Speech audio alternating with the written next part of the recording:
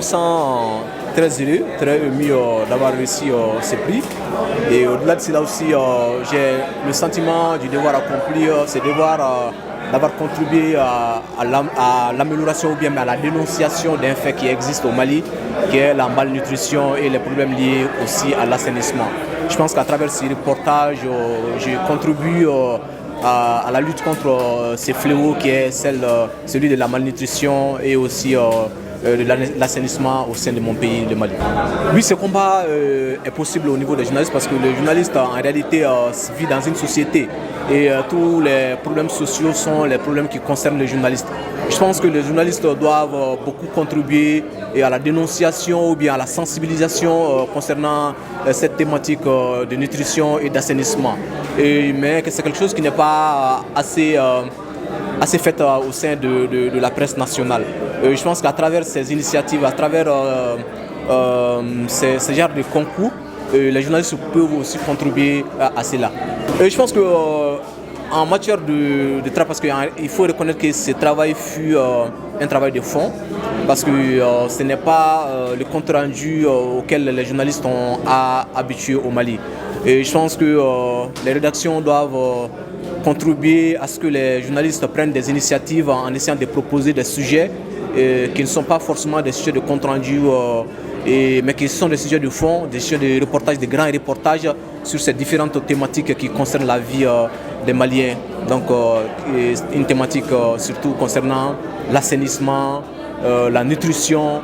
Je pense que c'est vraiment une thématique qui concerne la vie de la nation. D'accord, moi d'abord je remercie leurs organisateurs. Je suis très heureuse et surtout très émue. Je dirais que cette initiative est vraiment à saluer et que ce prix ne montre pas que je suis vraiment meilleure que les autres. Ça montre justement que j'ai pu toucher du doigt le problème crucial du manque d'eau dans les localités. Donc je suis vraiment heureuse et j'espère en fait pouvoir faire plus et qu'à la sortie de cette salle-là, on ne va pas vraiment se limiter à parler que sur les problèmes WASH, le problème de nutrition, mais on va aller au-delà de ces problèmes-là. On va en faire en fait un devoir de conscience pour pouvoir en fait atténuer les souffrances de ces populations qui manquent cruellement d'eau potable.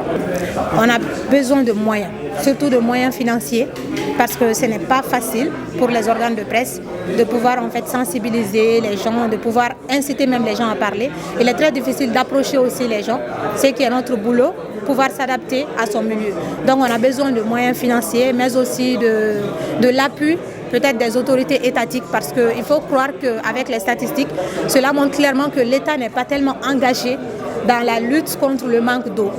Et beaucoup de populations manquent cruellement d'eau potable jusqu'à présent, environ 60% de la population. Et selon les statistiques, environ 2% des populations manquent d'eau potable. Surtout l'engagement de l'État se limite qu'à 2%, ce qui est vraiment, je dirais, catastrophique pour un pays en voie de développement. On doit encore faire plus et surtout les autorités doivent s'impliquer davantage et peut-être créer, pourquoi pas, un partenariat avec les organes de presse pour arriver à un résultat escompté. Je dirais que l'engagement de la presse peut vraiment changer la donne parce que la presse, d'abord, son rôle, c'est d'informer, de s'informer avant d'informer. Donc la bonne information est d'abord cruciale et aussi passer par la sensibilisation qui est un élément très très important. Et la presse, on peut dire que c'est l'élément clé, pour ne pas dire le quatrième pouvoir. Donc elle, je dirais, elle a un poids, sinon une prise de décision assez conséquente sur le changement de mentalité, le changement de comportement des populations, mais aussi des autorités, parce que c'est la presse qui peut maintenant parler et faire trembler les autorités. Donc oui, la presse est un moteur de changement pour arriver vraiment à bout de ce fléau.